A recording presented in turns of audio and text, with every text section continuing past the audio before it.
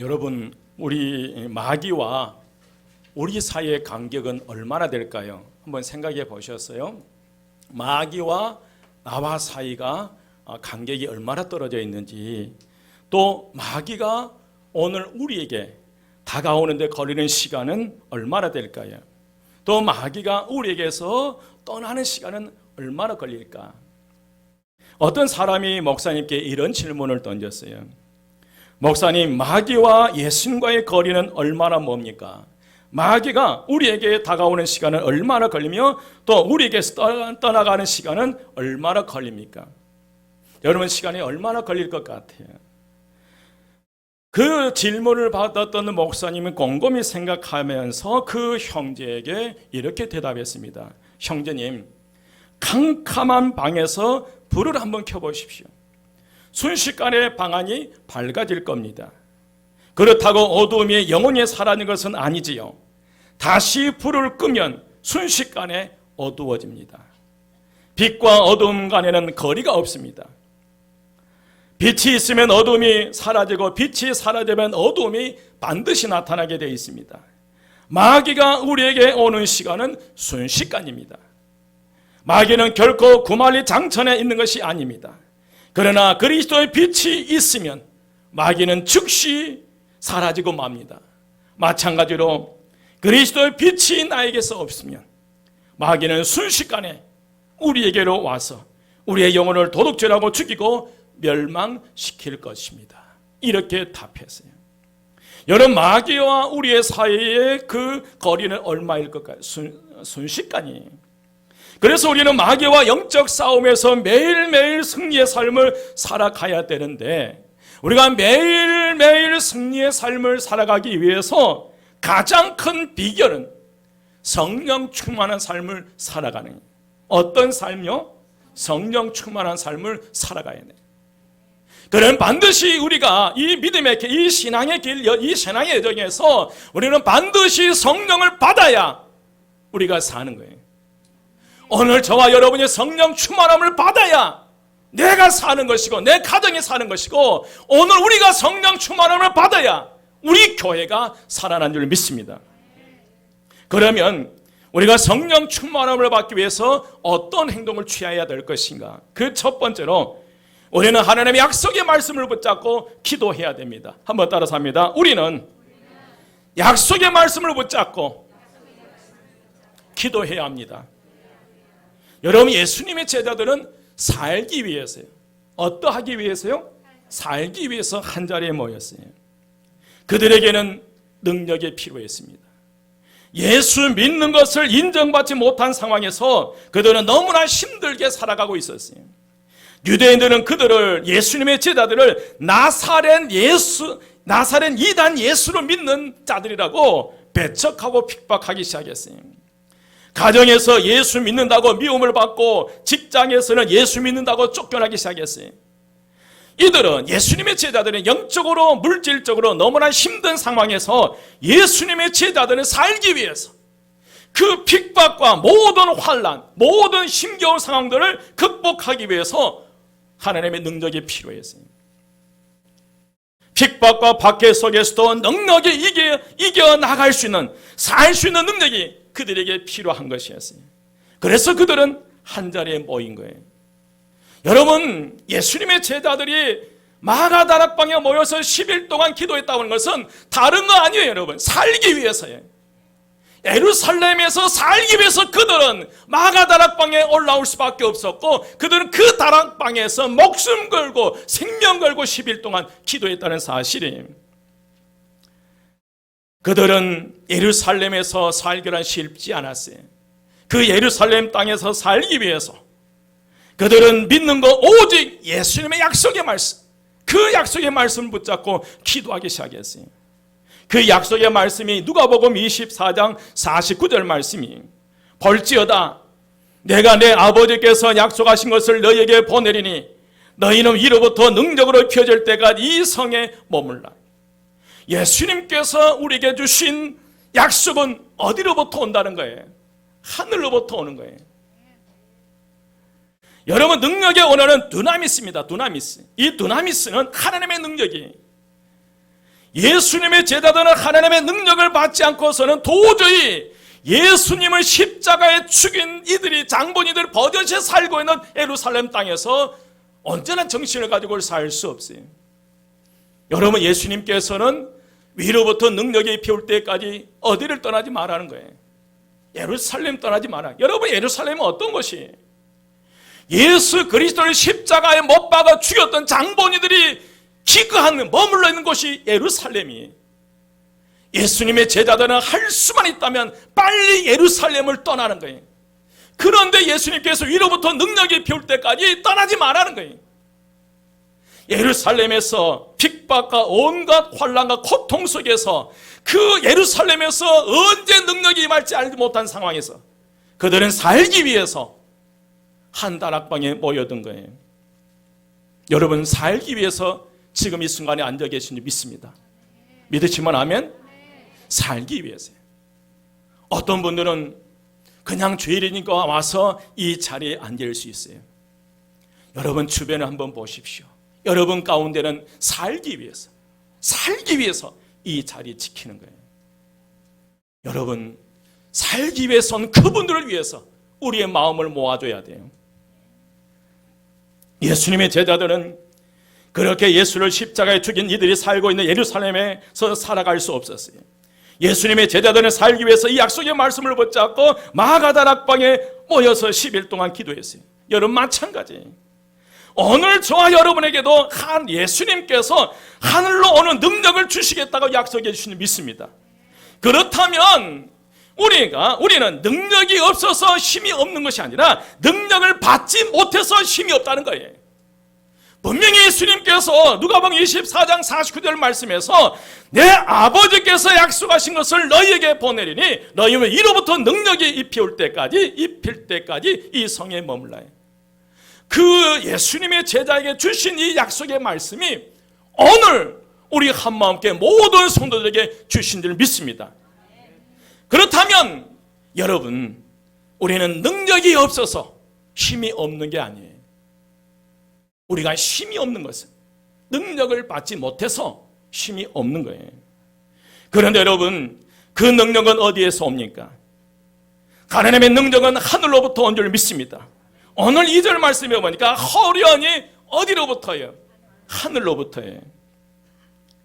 하늘로부터 오는 하나님의 능력은 약속으로 주어지고 기도로 받아요. 한번 따라서 합니다. 하나님의 능력은 약속으로 주어지고 기도로 응답받는다. 여러분, 약속과 기도가 함께 가는 거예요. 하나님의 입장에서는 약속이, 우리의 입장에서는 기도예요. 분명히 이 성경 66권 가운데 하나님께 분명히 우리가 말씀하셨어요. 이 약속의 말씀이 이루어지는 비결은 우리가 기도를 통해서 이루어진 줄 믿습니다. 우리가 하나님의 약속을 믿고 기도하면 하나님의 능력을 받아요. 그러면 우리가 하나님의 능력을 받기 위해서 어떤 자세를 취해야 될 것인가? 두 번째로, 우리는 한 마음으로 기도해야 능력을 받습니다. 한번 따라서 합니다. 우리는 한 마음으로 기도해야 능력을 받습니다. 아멘. 1절 말씀에 보면 오순절 날이 이미 이르매 그들이 다 같이 한 곳에 모였더니, 여러분, 오순절은 6월절 이후 50일째 되는 날이 오순절이에요. 오순절을 맥추절 초실절이라고 부르기도 하는데, 출애굽기 23장 17절 말씀에 보면 모든 이스라엘 남자는 반드시 1년에 3번씩 예루살렘에 있는 성전에 가서 제사를 드려야 돼요. 그 3번이 바로 이스라엘의 3대 절기인데 6월절과 오순절과 초막절이에요. 그래서 그 세 절기마다 이스라엘의 전국에 흩어졌던, 전 세계에 흩어졌던 유대인들이 이 예루살렘 성전으로 모여드는 거예요. 1세기 유대인 역사가 요세푸스는 그 수가 자그만치 200만 명이 넘는다고 기록해 놓았어요. 이처럼 수많은 무리들로 가득하고 가는 곳마다 사람들로 바글바글 하던 예루살렘의 어느 한 다락방에 기도하던 그 성도들의 그 가운데 성령님이 임했어요. 이 목포 땅에 수많은 사람들이 바글바글 하더라도요, 우리가 어떤 마음으로 이 성전에 와서 예배 드리냐에 따라서 우리 한마음 재단에 강력한 성령의 기름 부음 역사가 임한 줄 믿습니다. 우리가 여기서 놓치지 말고 주목해야 할 점은 1절에 그들이 다 같이 한 곳에 모였다는 말씀이, 이 가치라고 번역된 이 헬라어 단어는 한 마음을 품고예요. 저는 우리 한마음교회 이름이 너무너무 좋아요. 어떤 마음? 한 마음. 옆에 분에게 한 마음. 좌측에도 한 마음, 뒤로도 한 마음. 여러분 한 마음을 품고예요.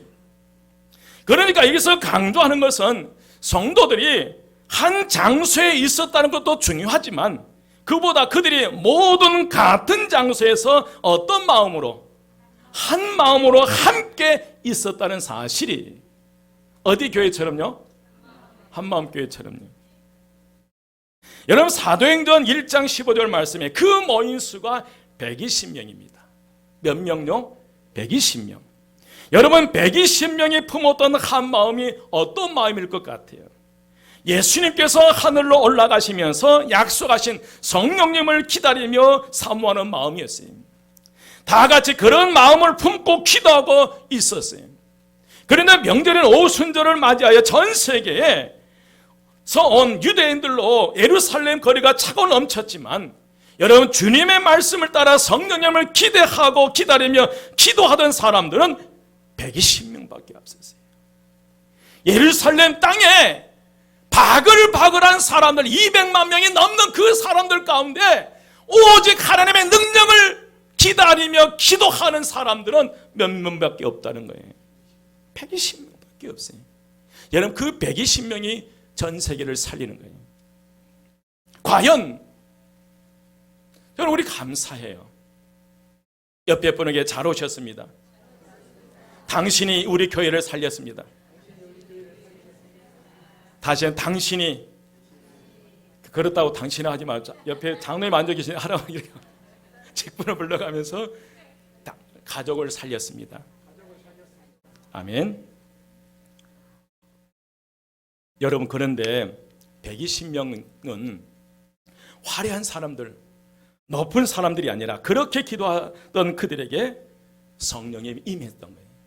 그 시대에 인정받지 못한 별 볼 일 없는 사람들이 모여서 120명이 기도하는 그 가운데 성령님께서 내려오신 거예요. 여러분 우리도 이렇게 지금 이렇게 모여서 예배 드리고 있는 줄 믿습니다. 그런데 우리가 예배드릴 이 교회당이 얼마나 멋진가, 얼마나 장식이 화려한가, 얼마나 우리가 옷을 입고, 우리가 얼마나 좋은 옷을 입고 왔나, 건물이 얼마나 튼튼하게 잘 지었나 하는 것은 중요하지 않는다는 거예요. 얼마나 많은 사람들이 모여 있는가도 중요하지 않아요. 그럼 무엇이 중요한가? 모인 우리가 한 마음을 품고 함께 기도하고 찬양하고 예배 드리는 거, 이게 가장 중요하다는 거예요. 이 공간 안에서 우리가 한 마음으로 기도하고 찬양하고 예배 드리는 그 자체가 중요한 거예요.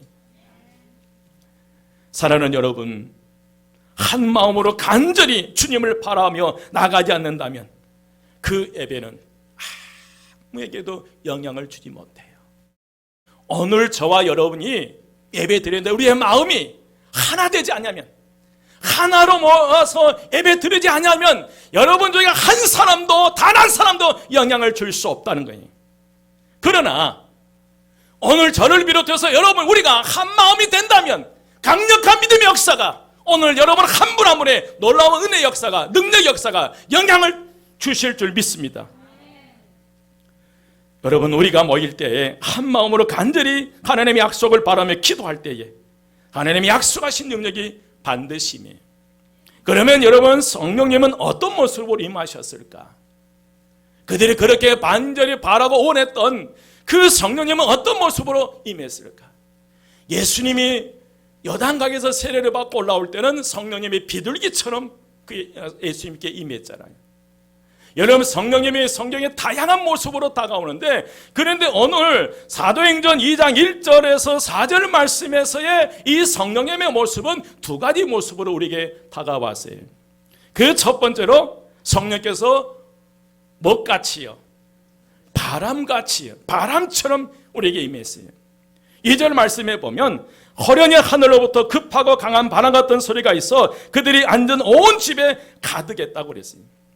이는 성령님께서 바람의 형태로 임재하신 모습이, 이는 성령께서, 이 바람은 보통 부는 자연 바람과는 달랐어요. 여러분, 하늘로부터 임하는 바람이었고 하늘 보좌로부터 임하는 바람이었어요. 이 바람이 지금 이 순간 강력하게 이 성령의 바람이 일어나리라 믿습니다. 하나님의 보좌로부터 임하는 바람이었고요, 여기서 바람은 하나님의 입김과 숨결이라고 말해요. 여러분, 생기를 말해요. 생명의 바람이, 생명의 숨결이에요. 이 바람은 하나님께서 흙으로 사람을 빚으셔 그 코에 뭘 불어넣었을 때, 생기를 불어넣었을 때 생명이 되어서 그 바람이, 에스겔 골짜기에 마른 뼈다귀 위에 불었던 바람이 바로 이 바람이, 이 생명의 바람이 온 집에 가득한 거예요. 여러분, 지금 우리에게 필요한 것은 이 성령의 바람이, 여러분, 다른 거 아니에요. 이 예수님의 제자는 살기 위해서 다락방에 올라갔는데 정말 그들에게 필요한 것은 성령의 바람이었습니다. 여러분, 뭘 기대하고 오셨나요? 여러분의 자녀들에게, 여러분의 가정에, 우리 교회에 진짜 필요한 게 뭐예요? 성령님의 바람이, 성령님의 임재하심이, 이 강력한 성령의 바람이 불어야 우리가 산 줄 믿습니다. 여러분, 생동감이 넘치는 바람이 불어야 돼요. 120명이 10일 동안 하나님께 기도하고 있었지만 사실 그들에게서는 악취가 났어요. 그들에게는 죄악의 썩은 냄새로 가득했어요. 다름 아닌 그들 가운데는 예수를 부인했던 베드로가 앉아있었어요. 버젓이 앉아있었고요, 예수를 버리고 도망간 제자들이 그 자리에 앉아있었고요, 자신의 몸을 팔아 생계를 유지했던 장로도 그 가운데 앉아있었고요, 예수를 알지 못했고 예수를 비방했던 예수님의 동생들도 그 자리에 앉아있었어요. 누가 봐도 하나가 될 수 없는 그런 120명이었어요. 그런데 그 가운데 성령님의 바람처럼 임할 때에 모든 썩은 죄악의 썩은 냄새는 다 날아가 버린 거예요. 그리고 너무나 좋은 성령의 바람이 온 집에 가득 찼어요. 여러분, 우리 가운데요, 지난 한 주간 동안 죄악에 찌들려다 오신 분들도 계실 수 있어요. 해서는 안 될 말을 해서 마음의 상처투성이로 이 자리에 앉아 계실 수 있어요. 일주일 내내 질병과 싸우다가 살기 위해서 이 자리에 오신 분도 계세요. 관계가 틀어져서 고통 속에 살다 이 자리에 오신 분도 계세요. 여러분, 진짜 우리에게 필요한 게 뭐예요? 성령의 바람이에요. 성령의 바람이 오늘 우리의 심령 속에 불을 때에 모든 악취 더러운 것이 떠나가고 새로운 그리스도의 향기가 넘쳐나리라 믿습니다. 두 번째로, 성령께서 어떤 모습으로 오셨어요? 불처럼 임하셨어요. 여러분, 3절 말씀입니다. 3절 말씀 함께 봉독합니다. 다 같이 시작. 마치 불의 혀처럼 갈라지는 것들이 그들에게 보여 각 사람 위에 하나씩 임하여 있더니. 아멘. 성령께서 불처럼 마가다락방에 임재하셨습니다. 바람의 역사는 공동체 안에 전체적으로 벌었다면 여러분, 불의 역사는 각 사람의 개개인에 임하는 성령의 불이었어요. 120명 모두가 성령의 강풍을 맞을 때 그들은 놀랐을 것입니다. 아마 굉장히 흥분했을 거예요. 그런데 만약 성령의 역사가 여기서 끝나버렸다면 성령은 바람만 일으키다가 끝나버린 것이고 120명이 일시적인 묘한 기분에 휩싸여 있다가 그냥 돌아갔을 거예요. 그런데 여러분, 성령님은 그 다락방의 영적인 분위기만 살리는 것이 아니라 개개인 모두에게 찾아오셔서 저들을 붙들어 주시고 어루만져 주신 줄 믿습니다. 오늘 여러분 3절 말씀 자세히 보십시오. 각 사람 위에 몇 개씩요? 하나씩 임하여 있어요. 묘하제, 성령의 불이 한 덩어리인데 그 불이 또 낱낱이 하나씩 그 120명의 성도들 위에 있는 거예요. 옆에 분 한번 봐보세요. 불이 있는가요? 말이 당신 불이 보입니다. 믿음으로 한번 보여요. 여러분, 불이 임한 줄 믿습니다. 우리가 미처 못 깨달아서 그래요. 여러분 왜 그러십니까? 성령님은 성령의 하나님 인격적인 분이시에요. 지난주에 말씀드린 성령님은 물질이 아니에요. 에너지가 아니에요. 성령님 인격을 가지신 분이시기 때문에 인격이신 성령께서 여러분 한 분 한 분을 사랑하시고 만나주시고 지키시며 보호하시고 인도하실 줄 믿습니다. 그래서 120명 모두가 한 사람도 빠지지 않고 성령의 불체험을 한 줄 믿습니다. 여러분 오순절 마가다락방에 임한 성령의 불이 오늘 여러분은 한 분 한 분에게 임하시기를 주의 이름으로 축원드립니다. 어떤 분에게는 치유의 불이, 어떤 분에게는 변화의 불이, 어떤 분에게는 소멸의 불이, 어떤 분에게는 사랑의 불이, 화해의 불이, 용서의 불이, 전도의 불이, 부흥의 불이 그 심령 속에 임하리라 믿습니다. 각각의 불이 달랐어요. 그러나 중요한 것은 120명 그 가운데 한 사람도 은혜 받지 못한 분들이 한 분도 계시지 않았다는 거예요. 그런 분이 성령님이시네요. 오늘 이 시간 그 성령님께서 가정에서 교회에서 예배드리는 모든 심령 만지심에 놀라운 역사가 나타나리라 믿습니다. 여러분 말씀 중에 우리 김기영 집사에게 강력한 치유의 불이 들어가도록 기도해 주시기 바랍니다. 우리 환우들요 암으로 고통당한 분들이 계세요. 여러 가지 우리 김정은 집사님 모십시오. 정말 치유가 필요한 분들에게 치유의 불이, 죄악을 태워버리는 소멸의 불이, 화해의 불이, 용서의 불이 임하도록 여러분 간절히 기도해 주시기를 부탁드립니다. 그러면 여러분 성령께서 바람처럼 불처럼 임하셨을 때 120명의 성도들에게 어떤 역사가 일어났을까? 그 첫 번째로 여러분 120명 모두가 성령 충만함을 받았어요. 어떤 충만함? 성령 충만함이에요. 4절 말씀이 그들이 다 성령의 충만함을 받고요. 먼저 그들이 다 성령 충만함을 받았다고 고백합니다.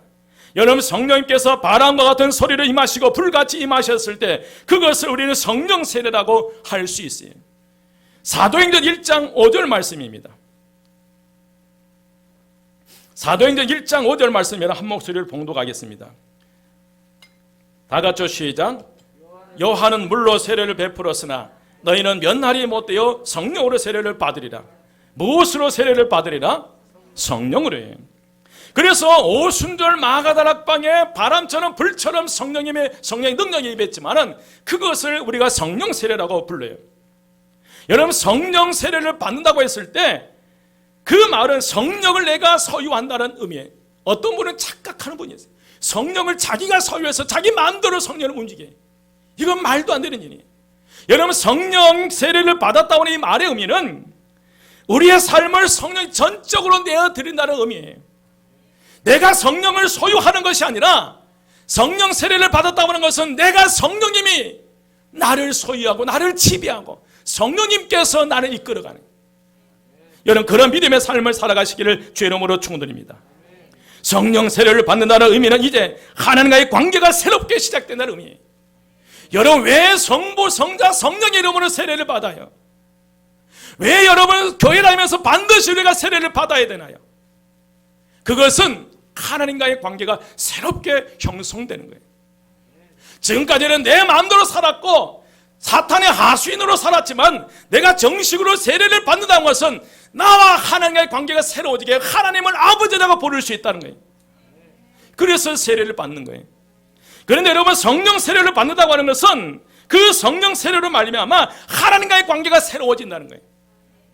오늘 마가다락방에 120명의 기도하는 가운데 성령의 불이, 성령의 바람이 임했다는 것은 그들과 새로운 믿음의 역사를 써내려가겠다는 거예요.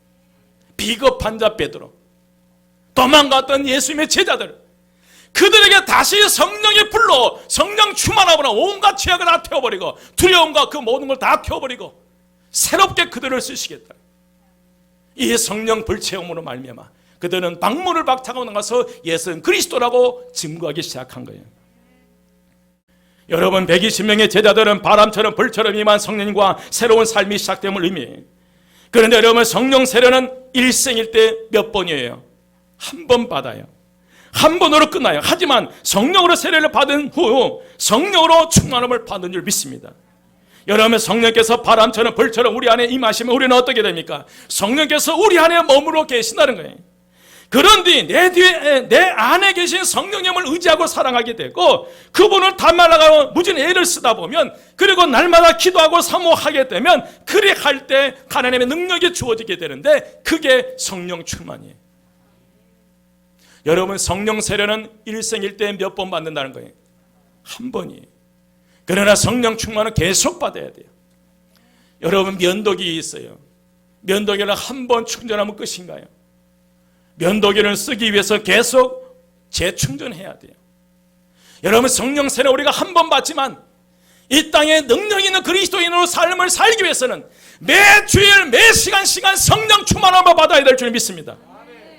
여러분 성령 세례는 한 번 받고 하나님의 자녀가 되는 관계를 형성하는 것입니다. 그러나 하지만 성령 충만은 계속해서 우리는 받아야 하나님의 자녀로서 능력 있는 삶을 살아요.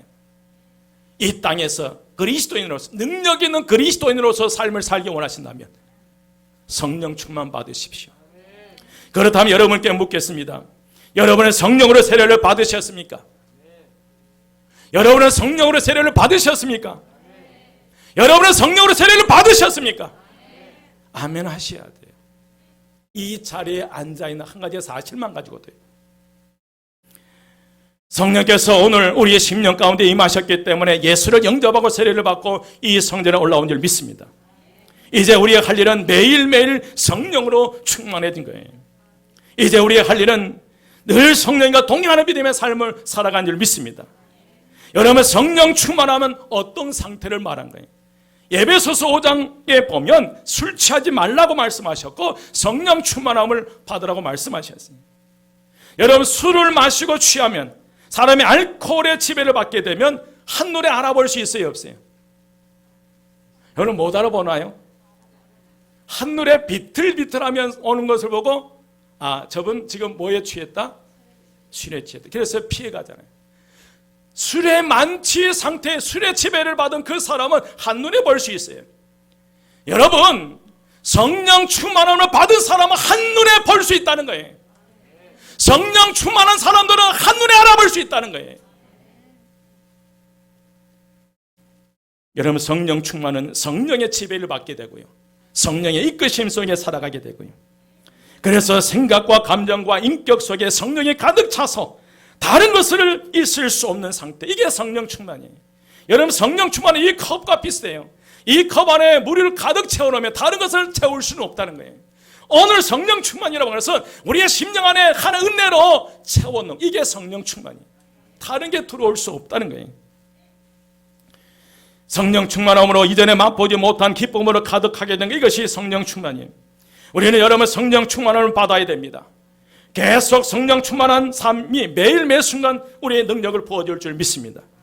그러면 우리가 성령 충만하면 삶을 살아갈 때 어떤 변화가 일어나는가?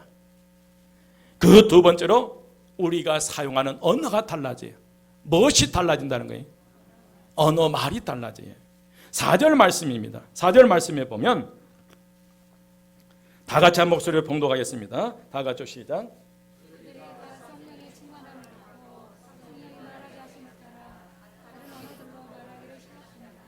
예, 성령의 충만함을 받고 그 다음에 누가 말하게 하심 따라 성령이 말하게 하심을 따라 다른 언어들로 말하기 시작했어요.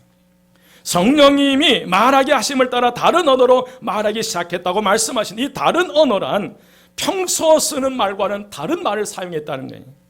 다른 성경은 방언이라고 나와 있지만 여러분 이 언어란 헬라어로 글로사입니다. 글로사라는 혀라는 의미가 있어요. 혀. 그래서 사람은 누구나 혀를 통해서 말을 해요. 성령이 임하자 제자들은 혀를 통해서 다른 말을 하기 시작했다는 거예요. 전혀 새로운 말을 하기 시작했다는 거예요. 성령 충만하게 되면서 말부터 변화됐다는 거예요. 성령 충만하게 말하게 되면 가정에서나 교회 공동체에서나 하나 되는 역사가 일어난 줄 믿습니다. 여러분 9절에서 11절 말씀에 보면 16국에서 온 유대인들이 나와요. 이 16국에서 나오는 이들이 이 성령 충만한 가운데 다른 언어로 말했을 때 방언을 말해서 그들이 다 알아들었어요. 여러분 성경 말씀 보시면 6절 말씀이에요. 2장 6절에 보면 이 소리가 나매 큰 무리가 모여 각각 자기의 방언으로 제자들이 말하는 것을 듣고 뭐 하였어요? 7절 말 다 놀라 신기하게 여겨 이르되 보라 이 말하는 사람들이 다 누구의 사람이다? 갈릴리 사람이 아니냐. 여러분 갈릴리 사람 이것은 비하하는 발언이에요. 촌뚝기 무식자들 학교 교육을 제대로 받지 못했던 이 갈릴리 사람들이 어떻게 16국에서 나온 이들의 말을 통용할 수 있냐. 이게 하나님의 역사인 줄 믿습니다. 여러분 오늘 11절 말씀에 보면 우리가 우리의 언어로 하나님의 큰일을 말하는도다 듣는도다고 고백하고 있어요. 성령 충만한 말은 하나님의 크신 역사를 드러낸 줄 믿습니다. 여러분 세상 속에서는 예수를 그리스도라고 전도하기 시작하고 선포하기 시작하고요. 가정이나 교회 공동체 안에서는 절대로 남을 욕하거나 비방하거나 하지를 않아요. 남을 해치는 말을 하지 않아요. 남에게 상처 주는 말을 하지 않아요. 위로의 말을 하고 격려의 말을 하고 예수의 향기라는 그런 말을 하게 돼요. 우리가 무엇에 사로잡히게 되면 성령 충만함에 사로잡히게 되면요. 여러분 성령의 바람과 성령의 불이 임하면 우리의 언어부터 달라진다는 거예요. 부정적이고 절망적인 말을 하지 않아요. 이제 말씀을 마칩니다. 우리 한마음교회에 가장 필요한 것은 성령 충만이에요. 우리 한마음교회 제가 기도하면서 느끼고 간절히 요즘 계속 기도 나오는 게 하늘 문을 열어주시사 가정마다 성령 충만을 받게 하옵소서. 하나님 우리 믿음의 가정에 진짜 필요한 것은 성령의 임재하심입니다. 우리 모든 성도 심령 속에 성령의 불이 성령의 바람이 임하게 하옵소서. 때로는 그들의 치료의 불이 용서의 불이 사랑의 불이 화해의 불이 소멸의 불이 임하게 하셔서 새로운 믿음의 역사가 일어나기를 원합니다. 우리는 능력 있는 그리스도의 삶을 살기 위해서 성령 충만함을 받아야 됩니다. 예수님께서 위로부터 능력이 배울 때까지 예루살렘을 떠나지 말라고 명령하셨지만 그러나 예수님의 제자들은 가장 힘겨운 시간을 보내야 했어요. 지금 현재 살아가는 예수님은 제자들이 보는 앞에서 하늘로 올라가셔서 그들 곁에 예수님 지금 계시질 않아요. 제자들은 예수님의 제자가 되더니 한 가지 사실 때문에 온갖 핍박과 불이익을 유대 사회에서 당해야 했고요. 예루살렘은 예수를 십자가에 못 박아 죽였던 무리들이 살고 있는 곳이었어요. 그에게 120명의 제자들은 예수님께서 약속하신 능력의 말씀을 받지 않고는 살아갈 수 없다는 거예요. 결국 살기 위해서 선택한 것은 하나님의 약속의 말씀을 붙잡고 다락방에 모여든 것이 그 수가 120명이에요. 여러분 두려우십니까? 여러분 답답하십니까? 여러분 고통스럽습니까? 힘이 드십니까? 성령 충만을 받으십시오. 우리가 능력 있는 그리스도인의 삶을 살기 위해서 다시 빼앗겼던 기도의 자리, 예배 자리를 회복하시기를 주의 이름으로 축원드립니다. 평일날 우리 한마음교회 마음이 아파요. 텅텅 비어요. 여러분 수시로 이 성전에 기도의 불을 붙이십시다. 평상시 시간 난 대로요. 우리는 반드시 성령 충만함을 받아야 돼요. 성령 충만함을 받을 때 생활의 변화가 일어나고요. 생각의 변화가 일어나고 행동의 변화가 되고 생활 습관이 습성이 변화되고 사람의 긍정적이고 적극적 창조적인 사람으로 변화되는 역사가 일어날 줄을 믿습니다. 지금 우리의 심령이 완악하고 강팍하여 원망과 불평으로 가득 차 있다면 지금이 바로 성령 충만함을 받을 때 내 마음이 완악하고 강팍하고 불평하고 원망이 나온다면 지금이 바로 저와 여러분 성령 충만함을 받을 때 여러분 같은 말을 해도 용기를 주는 말을 해요. 희망을 주는 말을 해요. 품어주는 말을 해요. 생산적인 말을 해요. 따뜻한 말을 해요. 칭찬과 격려의 말을 해요. 그분들이 어떤 분이라는 거예요? 성령 충만을 받은 우리 한마음께 모든 성도가 된 줄 믿습니다. 오늘 오순절 마가다락방에 임한 성령의 바람과 불이 오늘 저와 여러분의 심령 속에 임해 새로운 변화의 역사가 일어나시기를 주의 이름으로 축원드립니다. 기도드리겠습니다. 길이요 진리요 생명이 되신 우리 주 예수 그리스도의 은혜와 하나님의 크신 사랑하심과 성령님의 감화 감동 충만 역사하심이 성령의 불과 바람으로 강력한 성령 충만함 속에서 세상 속에 그리스도인으로서 능력 있는 믿음의 삶을 살기로 다짐하고 결단하는 저희 모든 성도와 그의 가정, 그의 속한 모든 것 위에 이 지역사회 위에 이 나라의 민족에 지금부터 영원까지 함께 하시기를 간절히 축원드리옵나이다. 아멘.